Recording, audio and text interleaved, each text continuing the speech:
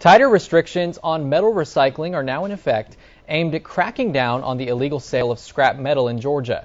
41 NBC's Ashley Minnelli joins us with a closer look at the law and how the new legislation will affect businesses in Middle Georgia. House Bill 872 places several restrictions on sellers and recyclers, making it much more difficult for people to illegally sell metal. While it's more work for the buyer, Macon police are hoping this will help cut down on metal theft within the city and the county.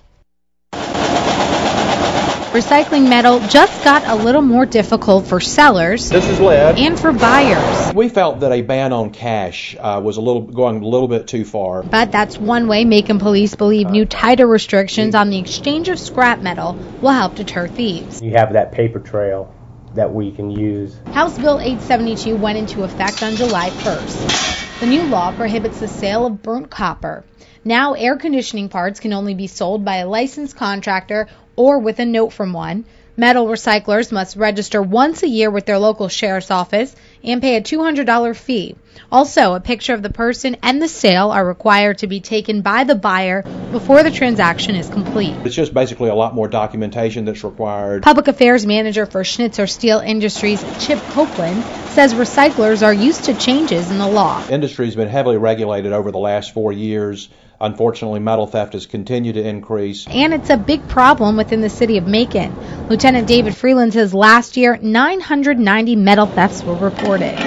With new restrictions on the sale of air conditioning parts and burnt copper, investigator John Horn believes that number will go down. These things were a hot item, and that'll be a thing of the past. And now that House Bill 872 cuts out cash from the equation, it facilitated a fast return on their money from a burglary. Macon police are hoping the change will keep thieves from trying to make a quick buck.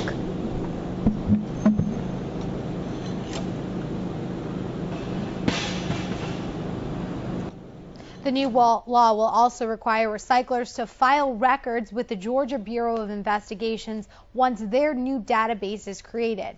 Macon police suggest using spray paint to mark your metal with unique pattern or stripe, and if possible, cage in any AC units.